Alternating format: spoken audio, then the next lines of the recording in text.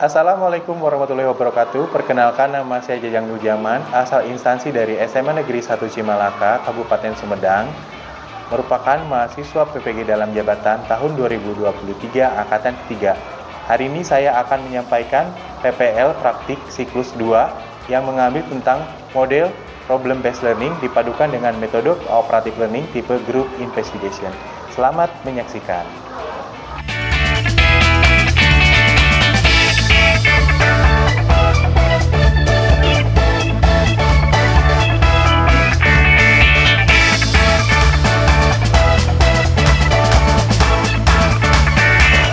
Assalamualaikum.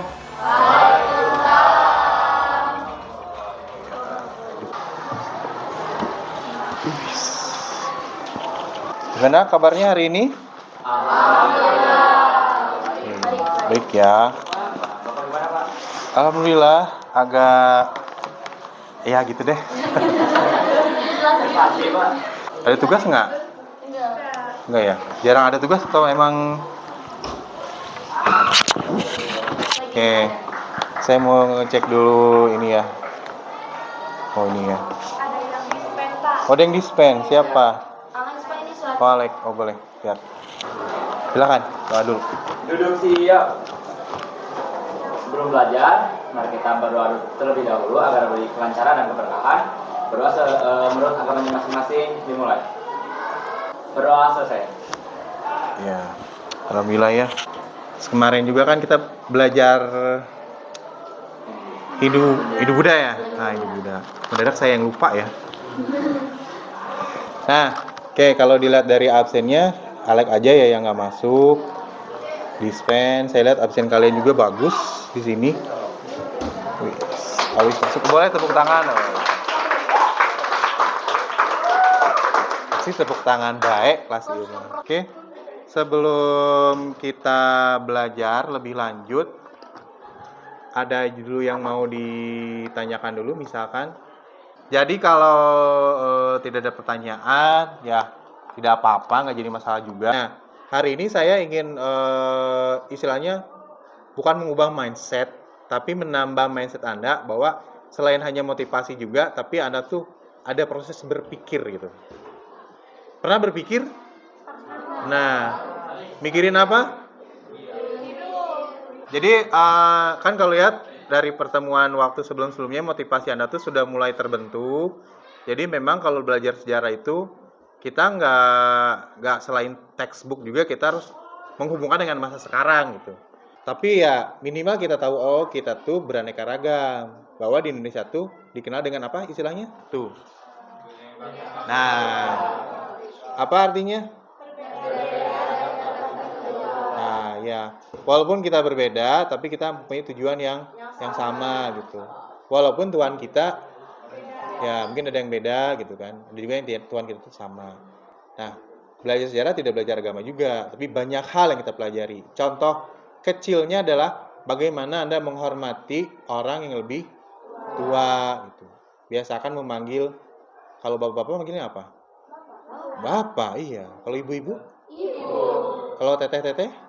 Oh, teteh. Ya barangkali ada yang manggil sis gitu kan, atau enggak tante gitu. Nah itu jangan ya, diosain Anda tidak boleh memanggil nama gitu. Tidak ada siswa yang bodoh, tidak ada.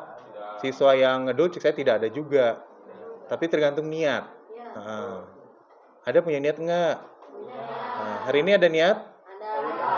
Atau habis belajar mau pulang? Pasti mau pulang kan? Iyalah, siapa juga yang mau nginep. Kan sedikit memotivasi kalian bagaimana mempelajari sejarah itu tidak hanya konteks ya, tidak hanya tanggal, tahun, tidak hanya ceritanya, tapi mungkin bisa mempelajari hal tersebut untuk diterapkan di kehidupan hari ini gitu. Kita mulai memasuki ke materi. Jadi rencananya selama 2 kali 45 menit itu kita akan mempelajari yang namanya kerajaan-kerajaan Islam di Indonesia. Mungkin pernah mendengar kerajaan-kerajaan tersebut? Pernah atau tidak? Yang paling ingat di kepala Anda tuh kalau Islam ingat apa? Kerajaan? Sriwijaya, Hindu, Buddha. Demak? Ya, bisa. Kita akan mempelajari tentang kerajaan Islam di Indonesia, kerajaan-kerajaannya. Nah, kebetulan hari ini saya memakai model pembelajaran. Jadi model-model itu kayak semacam proses pembelajaran, tapi melibatkan seluruh, baik itu saya maupun kalian itu. Jadi kan kalau sekarang pembelajaran itu tidak teacher center. Apa teacher center? Nggak tahu. Teacher apa teacher? Guru. Center? Tengah. Pusat meren. Oh iya, bisa ya, sorry. Nah, jadi teacher center itu ya pembelajarannya ke guru doang. Jadi hanya guru yang ngobrol terus guru terus. Nah, sekarang tuh tidak apa ya? Tidak seperti itu. Lebih kepada kalian sebutnya student center. Jadi pembelajarannya lebih banyak Anda yang mengelola gitu, yang berkolaborasi. Nah, di sini saya menggunakan problem based learning. Tipe metodenya adalah cooperative learning, tipe group investigation. Nah, entah apa. Jadi ada investigasi sebuah masalah atau sebuah materi tersebut. Nah, ada juga tujuannya. Di sini tuh pertama tujuan Anda adalah mampu memecahkan masalah dalam pembelajaran. Kemudian di sini juga Anda bisa berpikir kritis. Seperti yang tadi saya bilang, kita belajar yang namanya berpikir gitu. Tapi Anda harus kritis. Bagaimana perjuangan bangsa Indonesia untuk melawan Belanda? Nah, apakah ada di zaman Islam? Ada lah. Terus Anda juga ditanya misalnya tentang bagaimana mengelola masjid supaya masjid itu banyak yang mengunjungi. Apakah masjid harus wangi, harus bersih, atau harus estetik? Dua nana bersih ya. Nah ini dan untuk diikuti. Oke, lanjut. Nah, dibahas nih. Jadi nomor 1 itu adalah Masjid Agung Demak yang letaknya di sebelah sini, Jawa Tengah. Ini adalah salah satu peninggalan yang masih ada sampai hari ini, masih kokoh juga, sering dikunjungi oleh ibu bapak mungkin yang senang dengan ziarah tuh. Ada makam-makam para wali. Jadi kalau di Demak sendiri ya, ini saya gambarin gimana ya, sini ya. Nah, ini masjid misalkan, kira-kira ini. Hah? Kuburan. Jadi kalau di Masjid Agung Demak itu nggak jauhnya itu ada kuburan dari keturunan-keturunan kerajaan ini. Jadi kerajaan Samudra Pasir itu satu yang membuat kerajaan ini mencapai puncak kejayaan adalah Sultan Mahmud Malik Al-Jahir. Jadi di sini selain dia itu mempunyai hubungan dagang dengan kerajaan-kerajaan yang di daerah bawahnya, tapi dia juga mengenal yang namanya apa ya, segala sesuatu kayak budaya, ekonomi, itu dikenal banget. Runtuhnya itu ada 3 faktor. Yang pertama menjadi sasaran kerajaan Majapahit, kedua munculnya pusat politik, ketiganya lahirnya kerajaan Aceh Darussalam. Nah ini yang membuat kerajaan-kerajaan khususnya Samudra Pasai ini menjadi tidak ada sampai hari ini. Kenapa? Karena ada beberapa serangan. Nah, kita berganti ke Demak. Nah, Demak di sini, agak kehalangan ya. Demak adalah sebuah kerajaan yang ada di daerah Jawa bagian tengah. Ini nih. Cuma pertanyaan kekecilan ya, kecil banget. Kira-kira di sini nih. Dekat dengan Pantura. Pantai utara Jawa gitu. Ini tuh pertama kita bahas dari kehidupannya. Pertama, dalam segi ekonomi berperan sebagai penghubung antara penghasil rempah-rempah di wilayah Indonesia bagian timur dan bagian barat. Jadi cek urang mah tempat apa tadi tuh? Singgah, bener. Nah, ini keruntuhan. Kalau kejayaannya di sini saya bacain aja. Memajukan wilayah perdagangan Banten hingga bagian Pulau Sumatera dan Kalimantan, kemudian menjadi tempat pusatnya. Kemudian ada perdagangan lokal juga, jadi ada datang orang-orang Eropa juga, ya yang tadi itu efeknya adalah membuat kerajaan Banten itu runtuh. Karena si orang Eropa itu kan pertama datang ke Banten, masih inget nggak siapa namanya? C D H. Nah, Cornelis de Houtman. Wih, apalan berarti. Jadi Koordinasi Development itu yang pernah kali datang ke Banten. Sesuai dengan yang tadi saya sampaikan, di awal mungkin saya tadi lupa tidak menyampaikan tentang yang namanya proses pembelajarannya seperti apa. Jadi kita tuh nanti akan melakukan scan barcode. Nah, scan barcode di sini bisa menggunakan di Google. Ini nih. Oh, ada barcode-nya. Ada scan barcode-nya, terus tujuannya sudah saya sampaikan tadi di awal. Jadi kita tuh pertama mampu berpikir kritis dalam pembelajaran sejarah ini. Terus yang kedua mampu memecahkan masalah. Yang ketiga mampu mempraktekkan. Yang keempatnya mampu mengkreativitaskan. Jadi nanti penjelasannya pertama, Anda tulis dulu nama kelompoknya di sini. Kelompoknya apa? Bebas, terserah. Anggotanya siapa aja. Kemudian baca petunjuknya di sini. Anda nanti melakukan scan barcode. Ini nanti muncul video dari YouTube. Nah, setelah itu Anda lakukanlah dengan teman Anda masing-masing di kelompok itu diskusi. Nah, hasil diskusinya sampaikan di sini. Oh, di sini. Ini setiap kelompok beda. Kalau ditanya, Pak, kenapa kok beda-beda? Karena supaya kita tuh punya value yang beda-beda. Nanti presentasi masing-masing bisa mendapatkan seluruhan. Gitu. Siapa dulu yang mau nanya? Oh, dari Dimas dulu. Ya. Tentang seputar Aceh ya Pak. Ya. Kan sebelum didatangi dari pedagang dari Persia ya Pak, itu sebelumnya beragama apa Pak? Oh, sebelum didatangi Persia. Oke, wow. Siapa lagi tadi? Oh, oke. Ya, Mas Andi.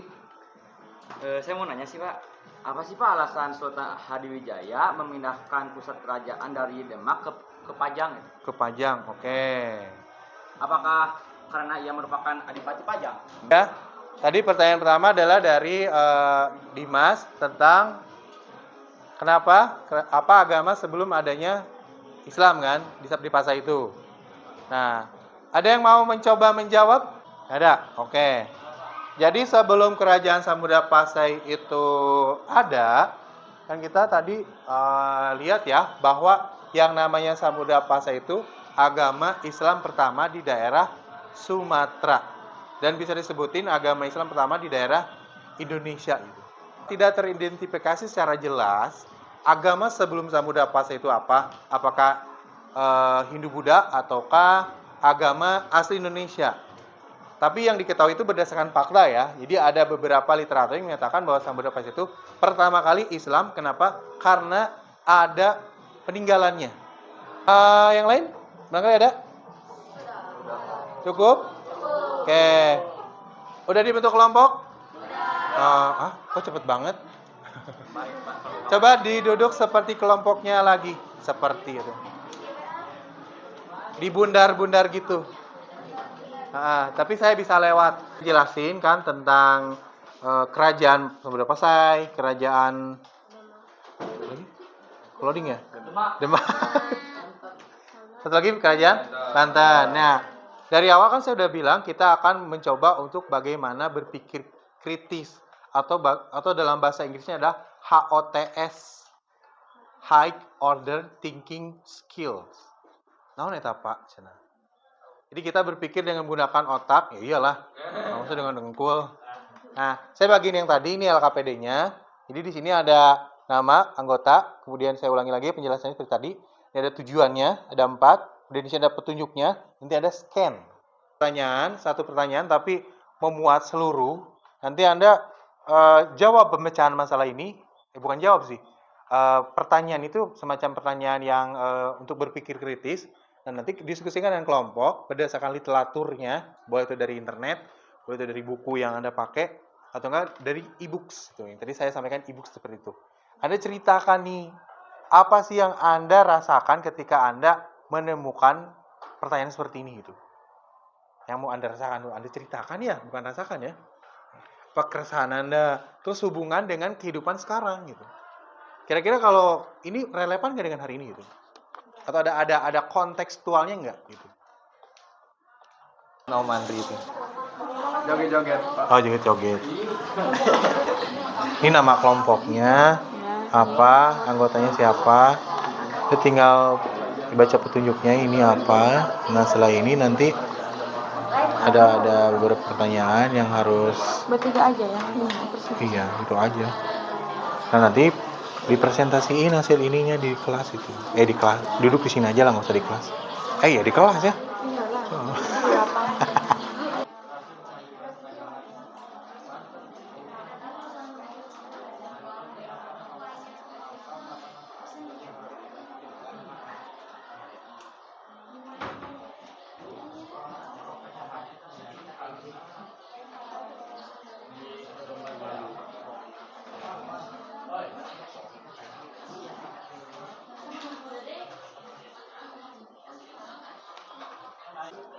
Oke, sudah sampai di mana?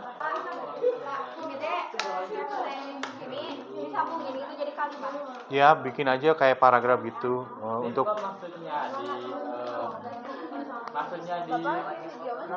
dihubungkan dengan Bentar. informasi ini teh banyak. Jadi kan pertanyaannya apa? Yang awal teh ya tentang ekonomi. Benar benar. Apa? Kerajaan Samudra Pasir. Mengapa pada masa kepemimpinan Sultan Agung Tirtayasa anaknya itu Sultan Haji? Nah, kenapa? Ada Ya waktu Anda tinggal beberapa menit lagi ya untuk mendiskusikan ini. Jadi sebenarnya gini nih, aku jelasin ya. Ini kan pertanyaannya misalkan tadi kan bagaimana peranan diskusikan dengan kelompok mengenai pembahasan yang diberikan, bagaimana peranan Sultan Agung Tirtayasa dalam kehidupan bermasyarakat Indonesia. Nah, menurut kamu tuh gimana gitu? Agung Tirtayasa tuh menurut kelompok mengapa pada masa pemerintahan Sultan Tirtayasa terjadi perpecahan? Nah, ini seperti contoh yang tadi saya sampaikan. Tapi mungkin dalam pengertian yang Anda baca dari YouTube itu. Udah selesai belum? Apa? Oh, berdebat ya, biasa kelompok. Kan kalau kelompoknya perfecto gitu. Asik.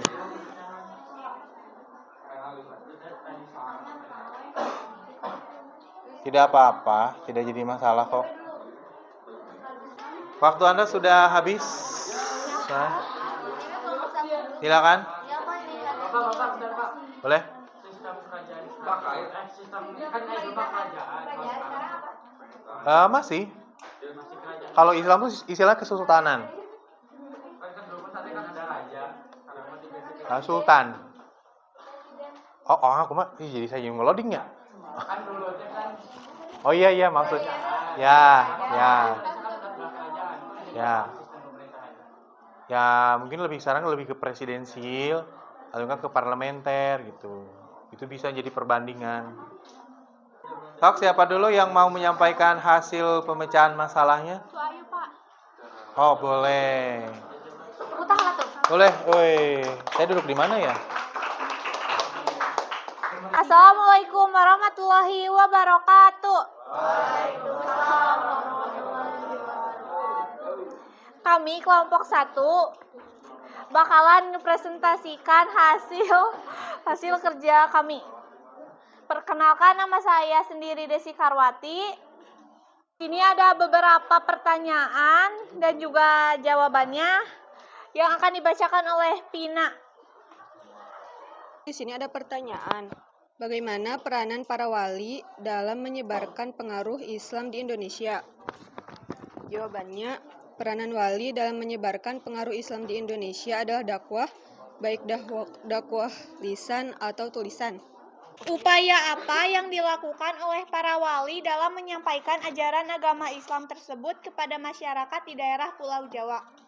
Upaya para wali Songo menyebarkan agama Islam dengan pendekatan budaya dengan melakukan seni budaya lokal dengan agama Islam. Jika dihubungkan dengan kehidupan agama masyarakat Pulau Jawa pada masa kini, mengapa tidak semua masyarakatnya memeluk agama Islam?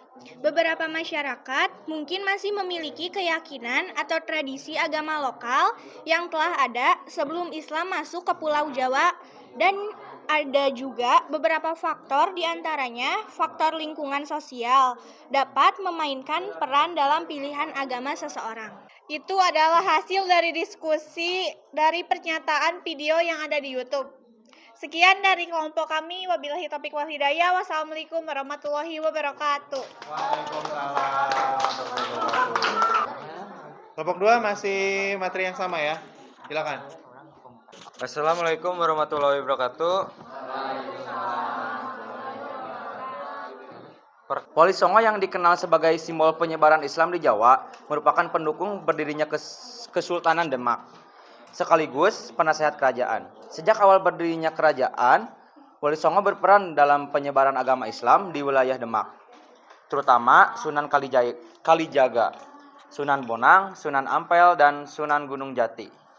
Sekian dari kelompok kami. Wassalamualaikum warahmatullahi wabarakatuh. Waalaikumsalam warahmatullahi wabarakatuh. Berikan aplaus dong buat kelompok 1 dan 2. Oh, mengapa tidak semua masyarakat memasuki agama Islam? Ada yang mau menambahkan? Coba, menurut pendapat kalian, boleh? Ya, di sini pembacaan masalahnya tadi kelompok apa? Kelompok ini? Apanya, Pak? Itu pertanyaan yang ketiganya. Jawabannya, Ya. jika dihubungkan dengan kehidupan agama masyarakat Pulau Jawa pada masa kini, mengapa tidak semua masyarakatnya memeluk agama Islam? Karena beberapa masyarakat mungkin masih memiliki keyakinan atau tradisi agama lokal yang telah ada sebelum Islam masuk ke Pulau Jawa. Silakan. Assalamualaikum warahmatullahi wabarakatuh. Waalaikumsalam warahmatullahi wabarakatuh. Saya Fadil Ajeng Hidayat dari kelompok Semarang Epot akan menjelaskan hasil diskusi kami mengenai Kerajaan Banten. Selanjutnya akan dijelaskan oleh Dimas. Bagaimana peranan Sultan Ageng Tirtayasa dalam kehidupan masyarakat Banten? Nah, menurut pendapat kelompok kami, peranan Sultan Ageng Tirtayasa dalam kehidupan masyarakat Banten pada masa pemerintahan yang ia lakukan pemerintahannya ia melakukan perluasan wilayah kekuasaan, memajukan perdagangan Banten dan membuat pelabuhan di tepi Selat Sunda dan Teluk Banten yang dipakai eksplorer. Kami dari kelompok manusia-manusia lucu akan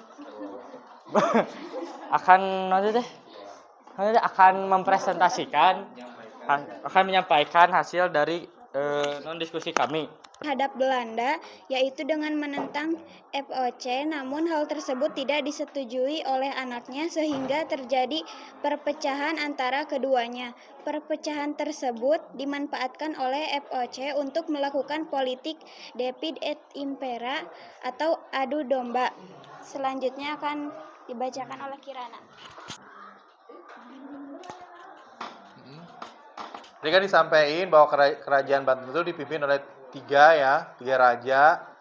Yang tadi disampaikan itu ada Ageng Tirtayasa, Sultan Haji ya, kesebut tuh ya. Kalau yang pertama nggak termasuk kalau di kelompok yang dua kelompok ini.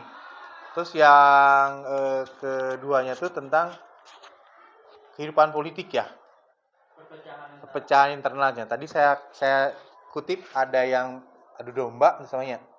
Satu lagi divide et impera. Sama apa beda tuh? Sama. Pagi semuanya.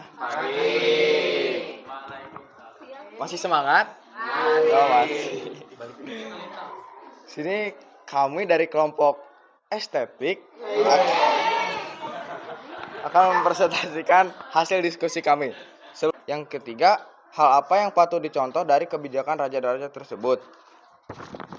Dari hasil diskusi kami, jawabannya adalah hubungan ekonomi Kerajaan Samudra Pasai dengan Kerajaan Perlak dipengaruhi oleh perdagangan dan pertukaran sumber daya. Hubungan ekonomi Kerajaan Samudra Pasai dengan Kerajaan Perlak. Yang akan dijawab oleh Kinanti. Oh jadi ya udah lanjut. Lalu yang kedua, menurut pendapat kelompok, tindakan seperti apa yang dilakukan raja-raja pada saat itu untuk menjalin hubungan ekonomi yang baik? Yang ketiga, jika dihubungkan dengan kehidupan pada masa kini, menurut pendapat kelompok hal apa yang patut dicontoh dari kebijakan raja-raja tersebut? Pertanyaan pertama akan dibacakan oleh Kinanti. Pertanyaan. Ya, jadi hubungannya terjalin dengan baik dan diperkuat oleh hubungan persahabatan bahkan perkawinan. Sekian pelampiran jawaban dari kelompok kami. Semoga bisa diterima dengan baik. Sekian, terima kasih. Boleh berikan aplaus. Kayaknya Anda masih pada bingung ya dengan masing-masing pertanyaan itu ya. Bingungnya itu nggak ada di YouTube. Ada di YouTube. Ya kan disuruh mencari itu kan untuk memecahkan itu. Di YouTube itu hanya membantu untuk oh ini toh kerajaan tuh ini gitu. Ada yang mau menanggapi dulu untuk dua kelompok terakhir? Oh boleh. Davis kan bilang ya melakukan perdagangan terus melakukan aliansi gitu. Nah, aliansinya sama siapa gitu. Kerajaan-kerajaan yang ada di Nusantara seperti kerajaan Terlak. Boleh. Biar terpaham wajahnya. Jadi tadi tentang aliansi ya. Kalau tidak salah, aliansi kerajaan Samudra Pasai itu beraliansi dengan kerajaan dari Tiongkok, Cina yang dipimpin oleh Kekaisaran Cina untuk si kerajaan Samudra Pasai merasa terlindungi oleh Kekaisaran Cina tersebut. Gitu. Saya paham. Iya, Boleh mau nanya lagi? Oh boleh, silakan. Boleh. Oh ini nih, pakai ini. Kan tadi kata Hajar itu aliansi dengan Tiongkok. Komunikasinya aku mah kan Google Translate gitu. Kumah time travel gitu. Orang yang sudah secara manual. Oh iya. Melalui 3 orang gitu. Negara orang Cina, terus orang dari Samudra Pasai dan orang translator. Nah, itu. Cukup. Nah. Indonesia, Arab ke Indonesia, Cina ke Indonesia atau sebaliknya. Nah, body language atau gaya itu bisa mungkin kalau Anda sekarang lebih kenal dengan yang namanya alat peraga ya. Setelah ini kita akan pulang ya. Nah, sebelum pulang saya nanti akan menyampaikan link quizzes seperti tadi saya sampaikan dan ini penilaian kelompok. Di sini Anda menilai kelompok masing-masing. Ada kriterianya, misalkan pertama mampu bekerja sama, namanya siapa, nilainya berapa, gitu. Terus yang kedua, kemampuan memberikan ide, nilainya berapa, namanya siapa, nilainya berapa. Oke, sampai di sini ada pertanyaan? Tidak ada. Boleh dikembalikan lagi tempat duduknya dan itunya dikumpulkan job desk-nya. Kerajaan Islam Indonesia, udah 3 kerajaan, ada Samudra Pasai, Banten, Demak. Nah, masing-masing udah menyampaikan pendapatnya. Meskipun hari ini saya lihat kita harus lebih berusaha kembali untuk membuat pembelajaran ini lebih wow lagi. Tapi saya kira berpikir kritis Anda sudah mulai muncul. Karena pendapat-pendapat dari kelompok udah agak beda dari pertemuan sebelumnya tentang kerajaan-kerajaan Hindu-Buddha ya. Nah, untuk itu, untuk pertemuan selanjutnya sebelum ditutup, nanti saya kasih link yang tadi saya bilang. Kemudian ini diisi dulu ya. Nanti pas pulang ini ambil di saya. 1 orang 1 kertas itu. Silakan dipimpin untuk dipimpin atuh. Kok dipimpin? Kan saya yang keluar ya. Oh lupa. Oke, saya beberes dulu. Terima kasih atas pembelajaran hari ini. Mudah-mudahan ada manfaatnya. Ditutup dengan ucapan wabillahi taufiq wal hidayah. Wassalamualaikum warahmatullahi wabarakatuh. Waalaikumsalam warahmatullahi wabarakatuh. Oke, sampai ketemu minggu depan. Ya.